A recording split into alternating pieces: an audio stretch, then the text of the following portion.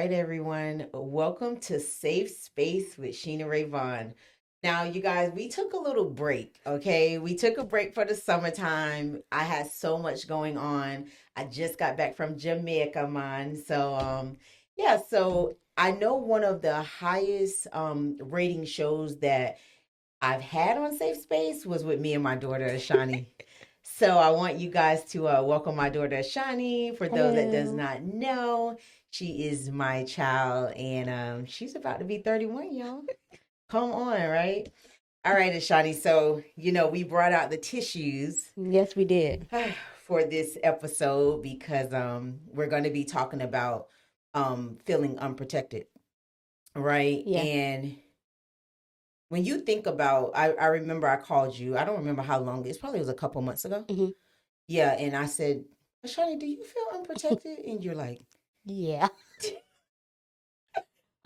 right? And Yeah. we weren't laughing at the time because it was like, I just was sitting there thinking, like, if I'm feeling this way, it has to be other people feeling this way, right? Right. And at my ripe age of 47, um, Not even ripe, all but right, okay.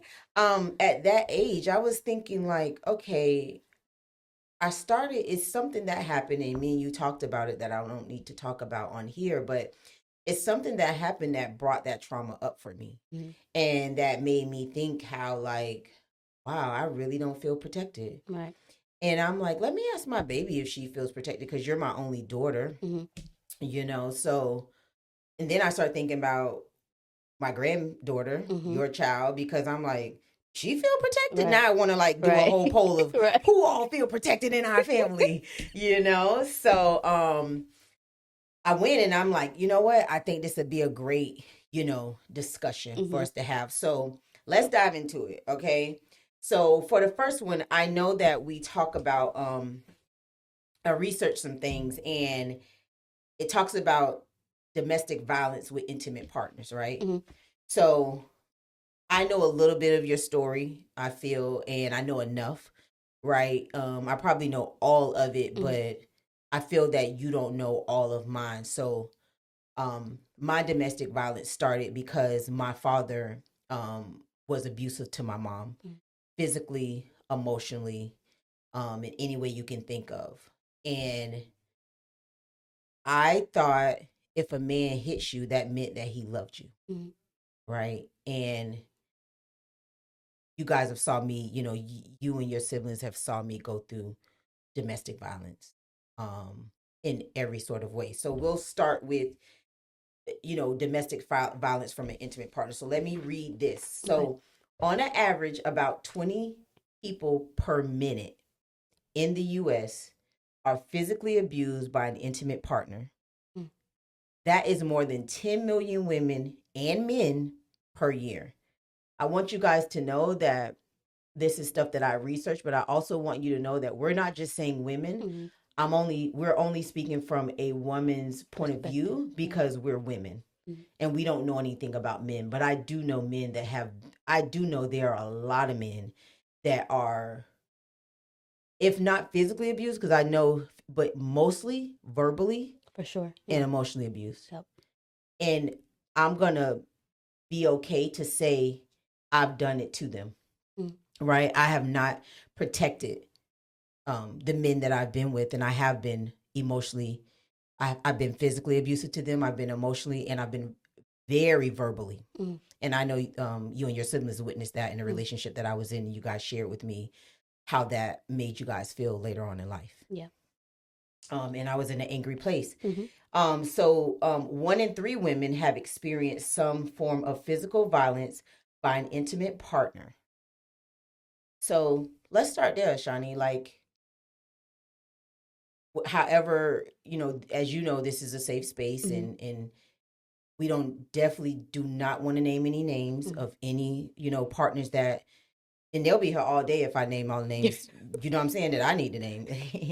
I'm just saying, no judgment. We don't judge. We just listen.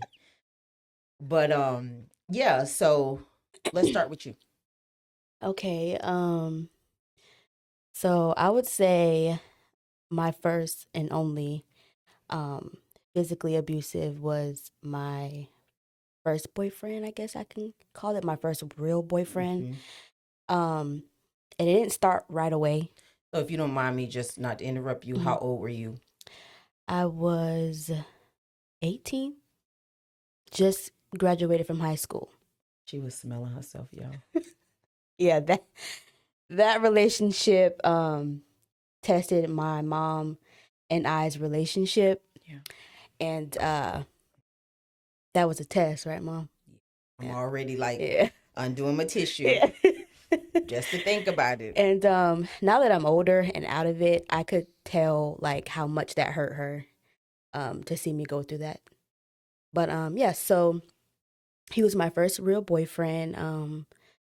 Like my mom said earlier, she watched her dad beat her mom, and I watched men beat my mom, and she stayed.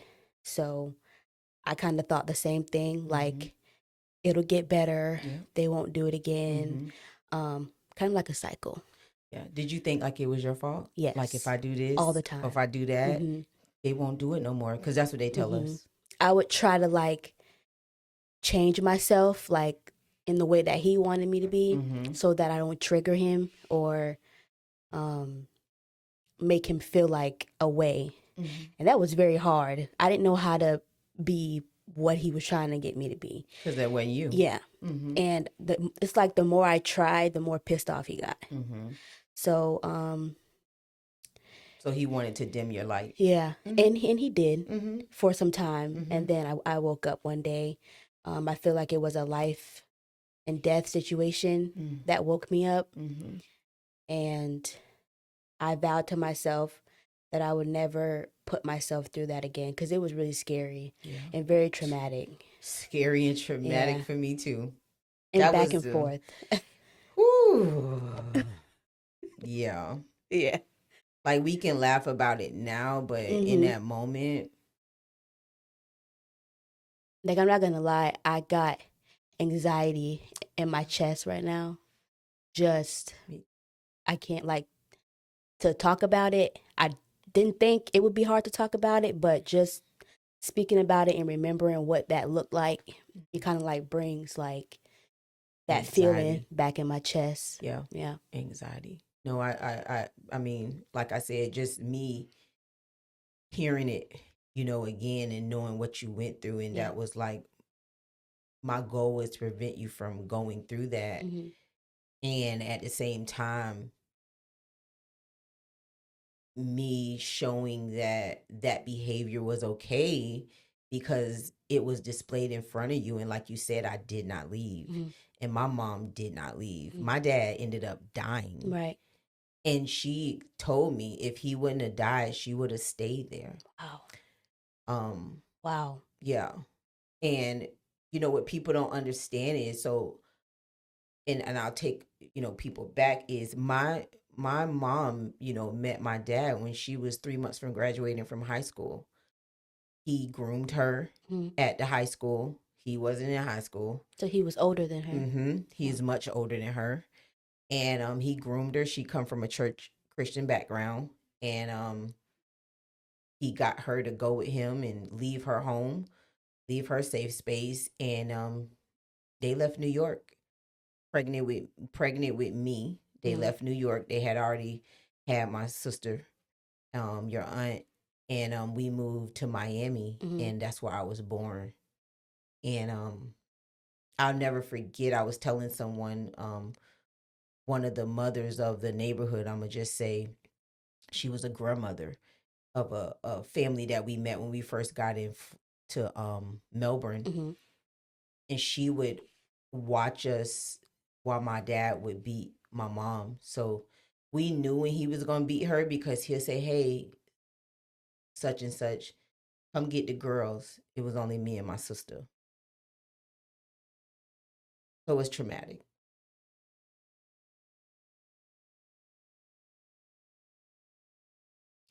And y'all just bear with us during this episode because it's a lot that, come up, and I will start bringing, therapists on here too, so y'all can, we can figure out how to get through this thing together, because I know me and my daughter are not the only ones that are affected by this type of violence. But yeah, so that's where I learned it from. And if you think about it, it's a generational, right? And I know that it ends with your daughter, my granddaughter. For sure. Right? I know that it ends, because that's not something that you even tolerate. Right. And and when I say that, I mean, even as to the point where you tell her how beautiful she is every day, and you make sure her dad opened the car door for her, and it starts there. And she's only 7 years old, but that's where it starts at. So, and I mean, I am gonna write a book, but I know one incident that I'm 47, and it's still, I can see it like it was yesterday, when my dad pulled me aside. I don't know where my sister was, but I remember we was on the back dirt road, and I don't know what my mom had did to make him mad, but I remember he told her to get in the car. He told me to get out, because we both were in the car and she was finna take me with her. He told me to get out. He said, "Come in, daddy, baby." I was a daddy's girl, and he asked me to stand by him. And he proceeded to throw gasoline on the car, and he told her to stay in the car and lead and roll the windows up. And his friends were standing around, and people were standing around watching. He poured gasoline on the car, and he proceeded to strike the match, because we didn't have lighters back then, he had matches. And I never forget, my mom was just crying, and she was begging him, "Please, please, please think about our kids." And he was just so angry. Yeah. And I'll never forget, he was like, "Shut the F up, stupid B." I was probably 3 or 4 years old, but I still remember it to this day. And when she was living, and I told her about that story, she said, "Sheena, you still remember that?" And I'm like, wow. She didn't even know that you remembered. Nope. I'll never forget it. So thank God that his friend was brave enough, because everyone was scared of him, to knock the match out of his hand. She got out the car and ran, and we didn't see her for days because she was scared to come back. Oh. Yeah. So yeah. And if she didn't do things that he would tell her to do, he would kidnap us and take us to Miami with his other girlfriend. It's just, your mom has been through so much, girl. You don't even look like it. But God yeah. is good. Yeah. So all right. So the next one that will go on is sexual violence and assault. Over half of women have experienced sexual violence involving physical contact in their lifetime. About 1 in 4 have been raped, attempted, or completed rape during their lifetime. 1 in 10 women have been raped by an intimate partner. And then you also, so with that right there, have you ever been raped or attempted to be raped by a partner?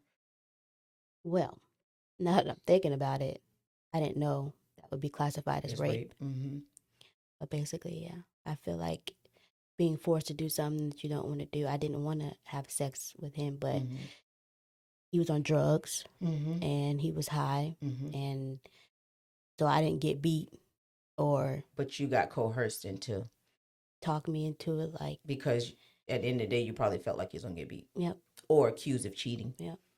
So I just did what I had to do. But I wasn't happy. I cried. I ran to the bathroom after everything was finished and cried.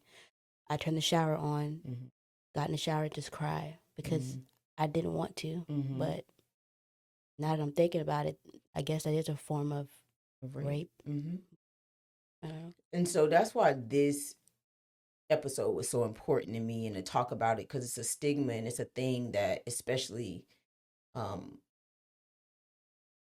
I try not to go to race, but when I say that, it's the community. I'm gonna just say community. The community that we come from does not speak of this, right? It's like, and I'm sure other communities don't either. Yeah. Right? It's not like, it's not just us. Right. So it has happened to me by someone that I have a physical child from. They raped me. I was drunk, not gonna lie. I had went to the club, I got drunk. They was getting me and walking me home, because I'm gonna be very transparent. I was so drunk that I was peeing on myself. So I remember I remember bits and pieces of it. Like you said, he didn't hit me or anything like that. At the time, I did not know it was rape. It was a situation where he took off all my clothes, and I thought he was gonna like put me in the shower or something like that so I can get, Right. So he made as if he was taking care of me. But I remember coming in and out of consciousness from being so drunk, him on top of me. And I remember thinking back to it and thinking, like, how can he enjoy this? Yeah. I'm not participating. My body is limp. It's limp, right? Like, so I was so confused. That's disgusting. You know what I'm saying? Like, I was so confused. Like, how does he? And when I said something about it, it was like, no, that didn't happen. And then think about it. It's my word against his. I was pissy drunk. Yeah. Literally pissy drunk. Right. And when I said something, and to this day, I think he'll believe that it never happened. I know it happened though. Right. And I stayed with him. Yeah. Didn't know no better. Whew.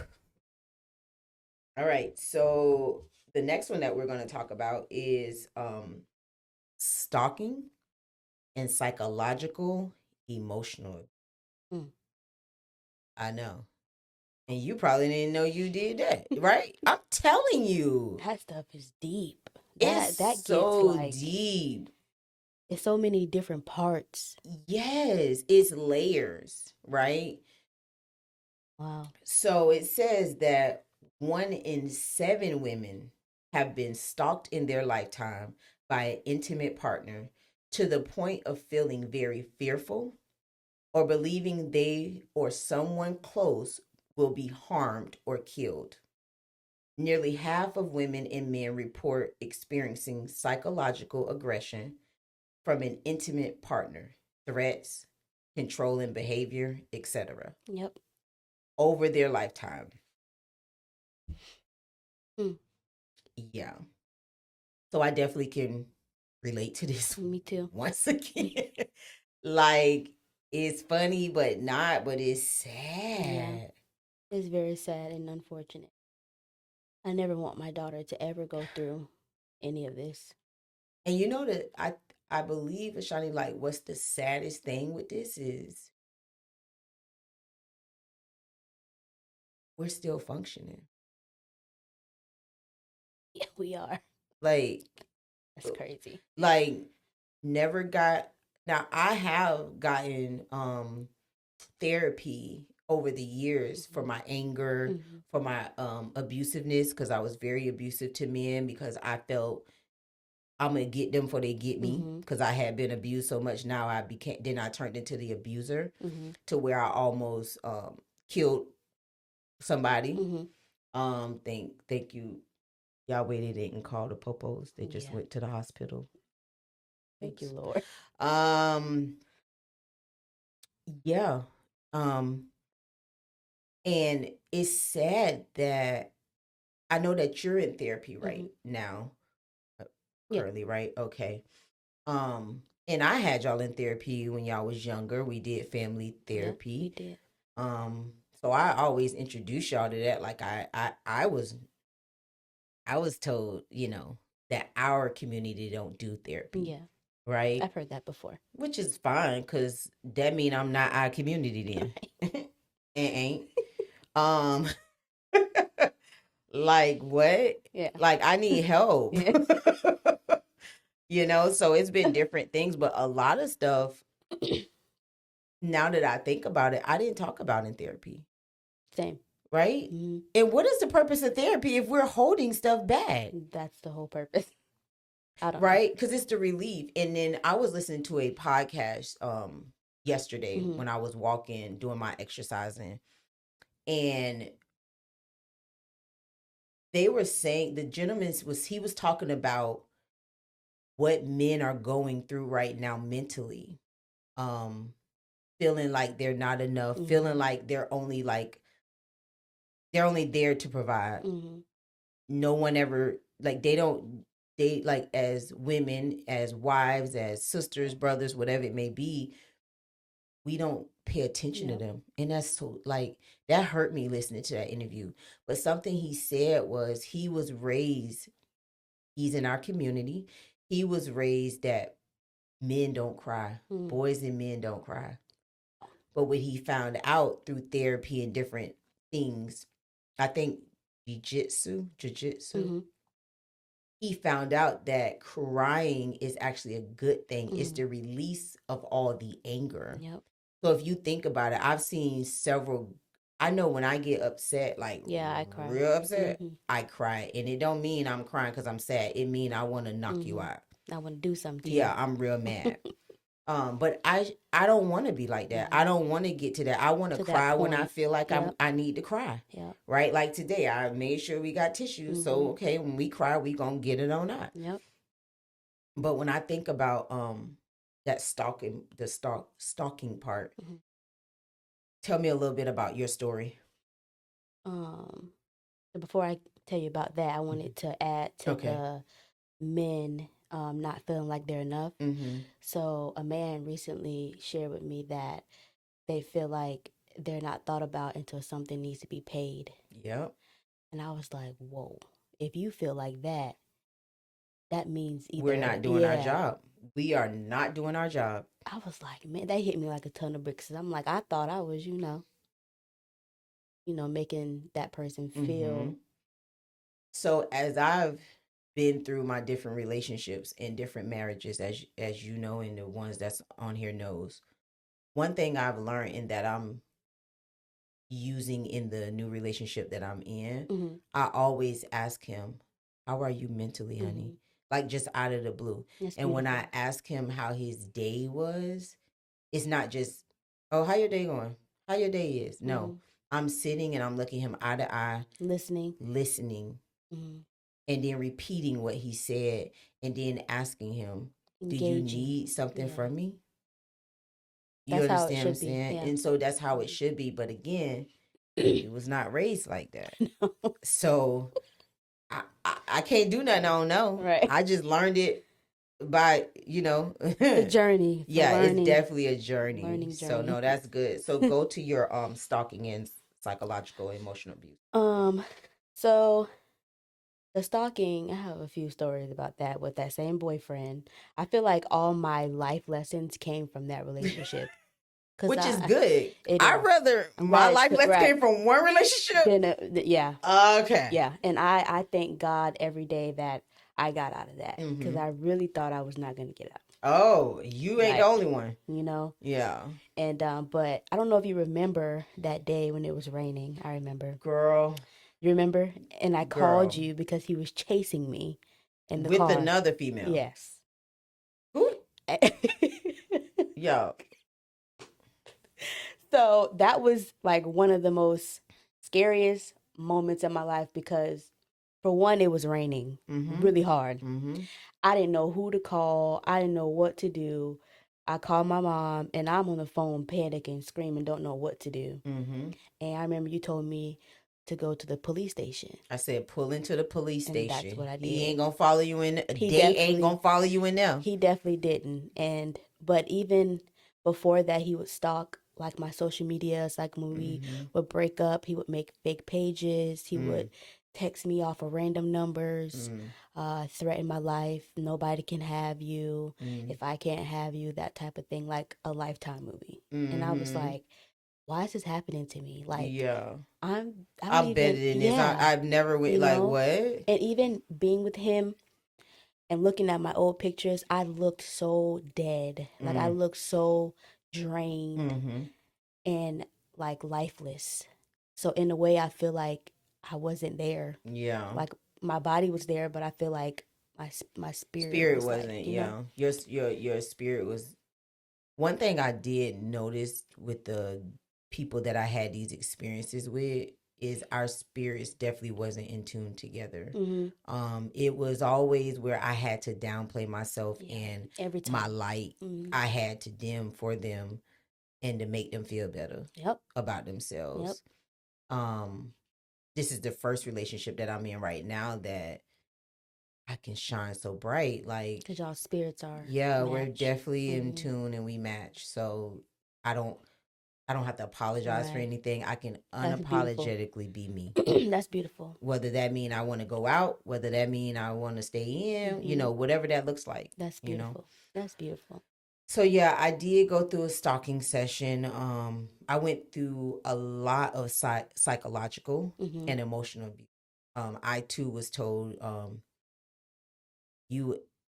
I'm gonna just say what they said. You ain't ish. Mm-hmm. Um, you will never be ish. Mm-hmm. You will never have ish. You got 3 kids from 3 different men. Nobody wants you. Wow. You what's this new one? That new one said I said it. You you're not even like relevant. Like you're old and used up. I was told I was old and used up. Mm. I was called a house NIGG. I'm gonna leave that way it is. Yep. Because I kiss up to a different community is what I was told I do. Exactly. So like to be told this over and over again Yeah. was just like psychologically it put a toll on me. Weighed you down. Yes, Yeah. definitely weighed me Mm-hmm. down. And that one relationship that told me, nobody want me with 3 kids, with 3 different men, whatever. Um, I believed that for at least 4 years. It took me 4 years to get out of that Wow. psychological Wow. state. Yeah, it's to me the physical may be easier than the verbal. Verbal, Really? yeah. Verbal, I can't shake it. Mm-hmm. Physical, I heal. I guess because verbal is like it touches your It's spirit. words. Yeah. Think about it. It's words. That's deeper. Life and Yeah. death is in. Because, in hits, you can mm-hmm. shake, Correct. kind of shake that off a little bit, Yeah. depending on Think about it. the The Bible severity. talks about how serious that tongue is. Very powerful. And that's why I said I too have been verbally abusive to men. Mm-hmm. And I and how my mouth was a knife, a sword. Like what's the I don't want to call the community wrong. Was it Chinese like them long swords that Yeah, I think so. girl, that's what that thing was. It'll cut you in a minute. Definitely was emotional abuse. So we'll go to the next one, which is so the so basically women ages of 18 to 24 report being most commonly abused by an intimate partner. Mm-hmm. The presence of a firearm is in the firearm in intimate partner situation increases the risk that the situation becomes deadly. Yeah. Now Mm-hmm.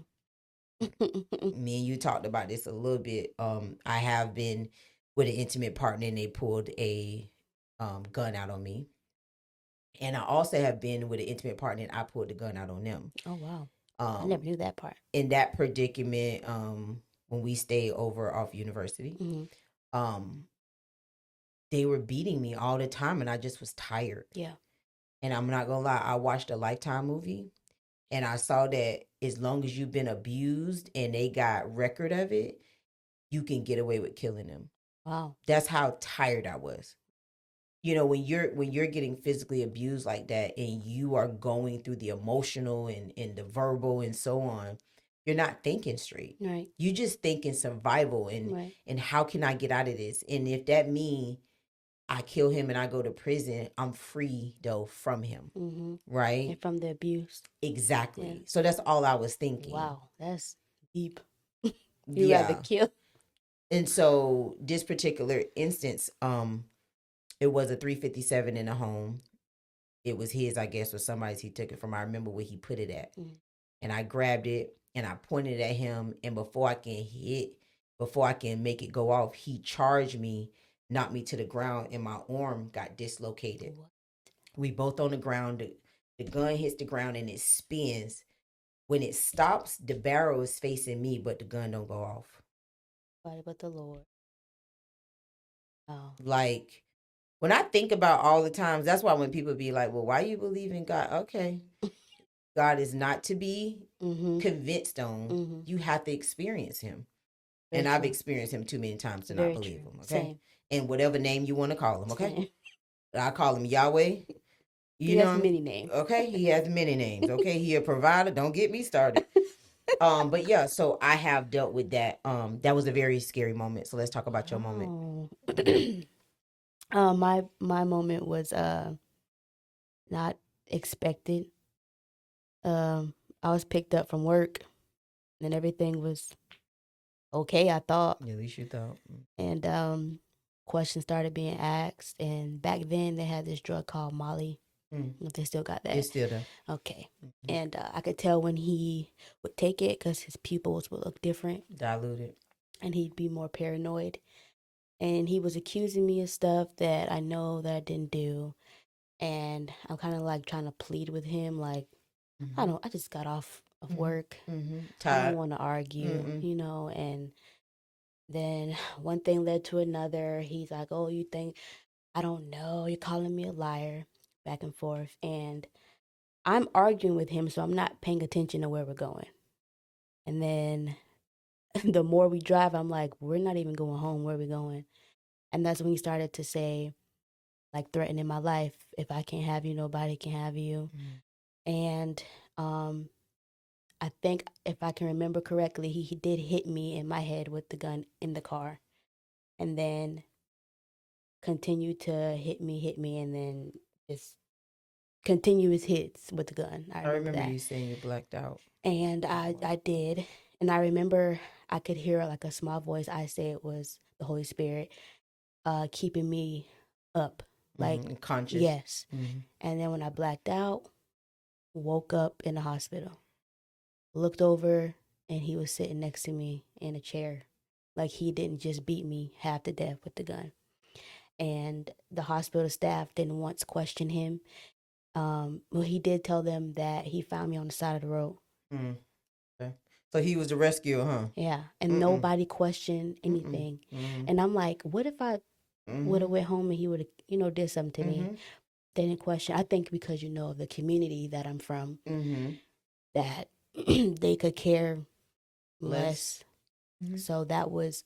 Because if that would have been that other community, it would have been baby. on and popping, yeah. So that the was whole the last police time. squad would have been at the Holmes Regional waiting. Yeah.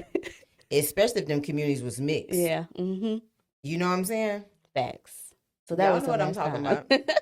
That was the last time that ever. I was after that. It was wow. I couldn't take no more after that.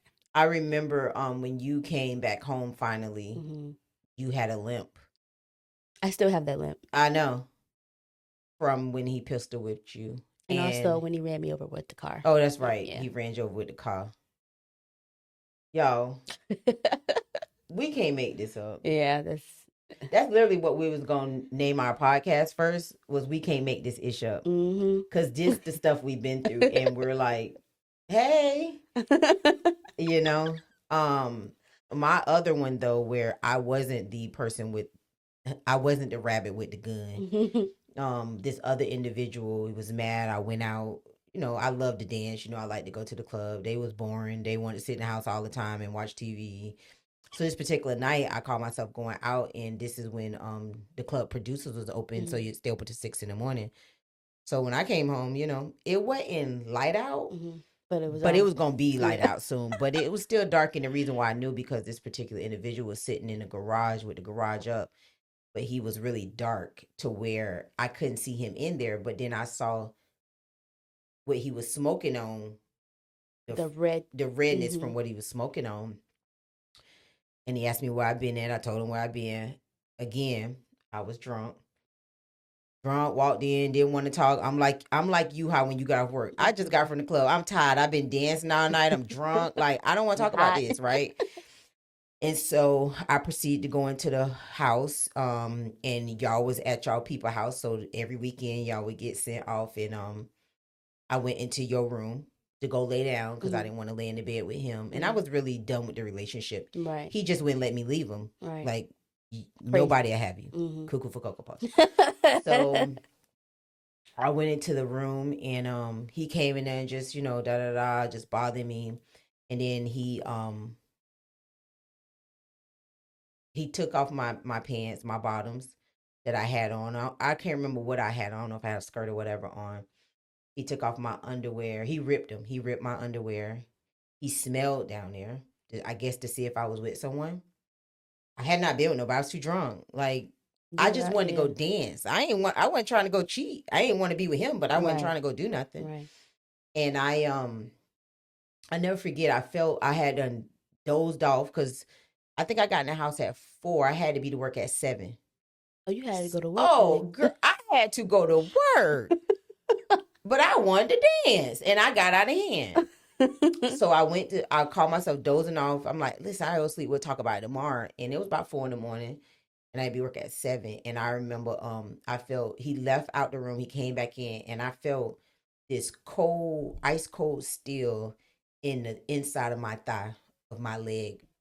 And I looked down, and the barrel was pointing to my woo-ha. You know, my mama told me don't call it a private because, you know, it ain't private no more.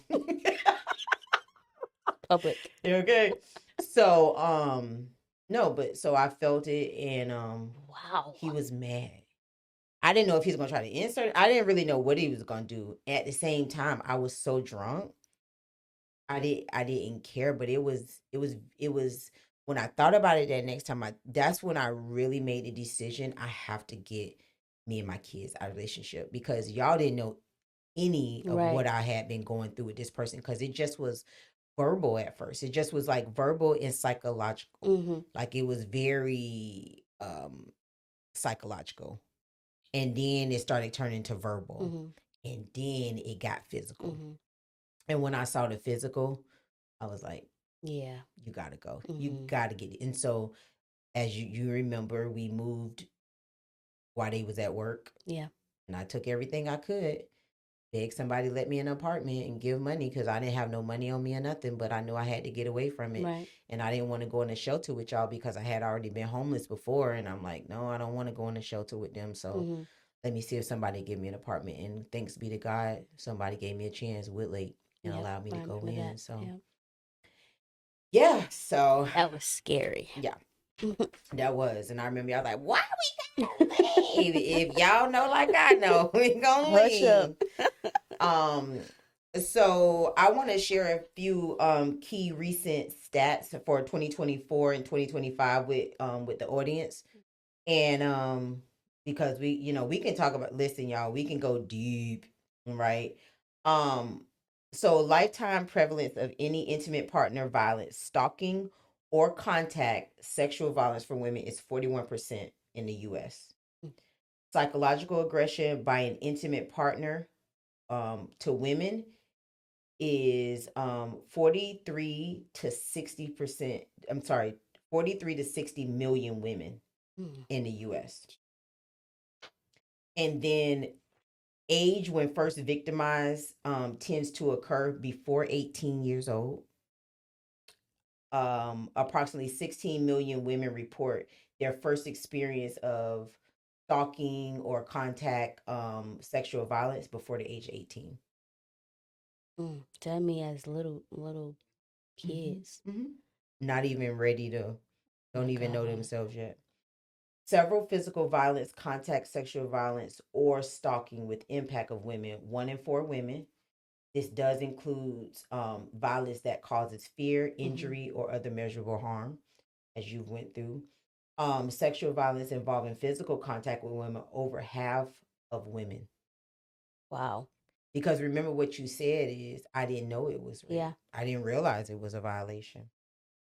Completed or attempted rape, 1 in 4 over their lifetime. And stalking victimization among women, 1 in 6, where they felt very fearful or believed someone close could be harmed. Because they do threaten your family. All the time. Yeah, they threaten them or to take you away from your family. And just to give y'all a couple just additional insights is health and mental health outcomes.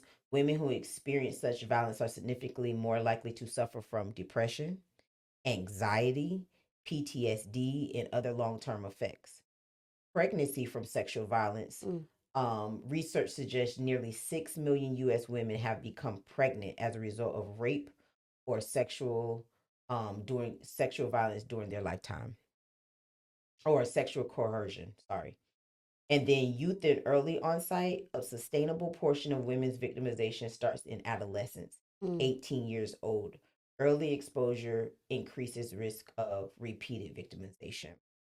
So when it talks about the youth, I want to go to something that I have shared with you, that my sexual abuse started when I was 7. My daughter's age. Mm-hmm. Wow. And it started from a friend of the family that was taking me to church every Sunday, every weekend. That's why when you used to didn't want to go, you know, over somebody's house, I wouldn't force you, Mm-hmm. I remember that. you know, Yeah. because I remember I had the PTSD and the Mm-hmm. anxiety and the trauma thinking somebody gonna touch my baby. Mm-hmm. And if somebody touched my baby, Mm-hmm. because my mom didn't know nobody was touching me, because I didn't feel safe. I didn't feel like it was a safe space. I didn't want her to, I thought I was gonna get in trouble. Yep. But I started being sexually abused at 7, and it continued on into my 20s. Wow. Mm-hmm. That's a long time. A long time. That's a And long I mean, time. think about it. In my 20s, I think I was around when that sexual abuse stopped. I think I was about 23, 24. Wow. But I've So been you already had sexually, me then. Wow. I've been sexually abused for decades. Mm-hmm. Yeah. No And wonder. and this is another thing when we talk about protection, you guys, we're saying from all areas, right? Like as me and Ashani sat here and became more very vulnerable and shared with you that we have not felt protected, right? And we haven't protected because we didn't feel protected, Yep. right? So it's very important. I want you guys to know that there are for those out there, there are suicide hotlines you can call, um, therapy you can get, some type of community that you can join with, someone that you can trust to have these conversations with, even journaling.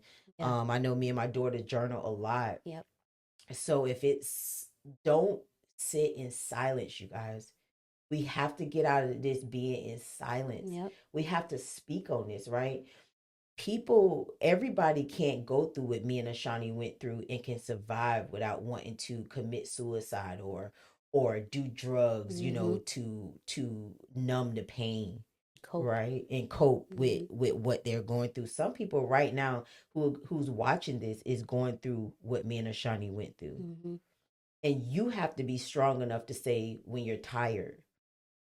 And sometimes that don't look, I'm tired doesn't look like with everyone else as it would be for me and her. Mm-hmm. And I'm gonna be honest, it took me a long time to be tired because I might have been tired of that specific situation, but then I go into another relationship and it was the same thing. Yep. So really, was Yep. I tired? No, I was tired of him. And now I'm finna go to the next one to do it again. Yeah. It's almost like it was help me out if you know the word. Like it was definitely consistent, but it was like I was used to it. Like I didn't um know any different. I would say it's like temporarily insane. Yeah, that's true. That I mean that's another way I would describe it.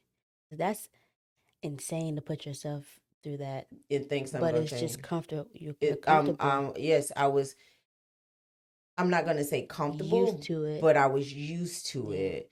And I was like, oh, that's just how it it just felt is. normal. Yeah, it was Mhm. normalcy for me because remember, I watched my dad beat my mom You've all been those around years. it, yeah, I've been around it. It's normalcy to yeah. me. That's scary. So I want, thinking about that, I want people to be careful when you talk about somebody else or when you judge someone else that's in a predicament and they don't leave when you claim you would leave, Yeah. or how we love to do and be like, if it was me. Let me tell you something. You don't know what you would do until that's knocking at your door and you in that situation. Yeah. Oh, let me interject. My mom always said, "Never say never," Yeah. and I used to always say, "I would never be with a man that I would never," and I was Yeah. for a long time. Mm-hmm. So never say never. Never Never say say never. never. Never Never. say never because you Mm-hmm. never know what'll happen. You don't know what life deals you that you're getting in this Yeah. situation, and you find yourself somewhere that you say you would never be, right? You said you would never be. So I want to encourage y'all out there. I really hope y'all enjoyed this episode. We are open for more suggestions. I Yes. know you guys asked to see a lot more of me and Ashani, and I promised it. So here we are. And you'll see more. I'll also have other guests on, in the times, because right now she's about to go to school and be in her RN program. Woo-hoo. Yeah, so I'm so proud of her. Thank So you. yeah, I'm girl, don't make me cry again. I'm so proud of you. Thank you, And Mom. yeah, it is. I'm telling you what, like, you showing my grandbaby, like, you can do it. Yeah. That's me and Nevaeh's favorite thing now. When we feel somewhere, we be like, clock it. Yes, yes. You know what's crazy is I've been doing that lately and I ain't even been around y'all Mm. too. And they is a hot mess together. You think we my daughter and my grandbaby, hot mess. Okay. Yes, we are. But yeah, so I really hope this helps someone. I really, my prayer, our prayer, I feel, is that this touches others, out Yep. there, and that someone go and get help, whether that's a male that's doing it or if it's a female that's doing Yep. this type of behavior, because it can be either or. I pray that you get help. I pray that, that you go get some type of professional help. Mm-hmm. As I said, you have a hotline you can call, go to a trusted person. I want you guys to know that this podcast, we are not doctors. We are not psychologists. We're just getting on here sharing our stories, right? And it's called Safe Space with Sheena Rayvon, because this is a safe space for you. And this is a safe space for you to be able to be yourself unapologetically, no Yep. matter what that looks like. Okay. So we love y'all. Shani, you got any N words to say? Nope. Come back for the next one. Do, clock it. Uh huh.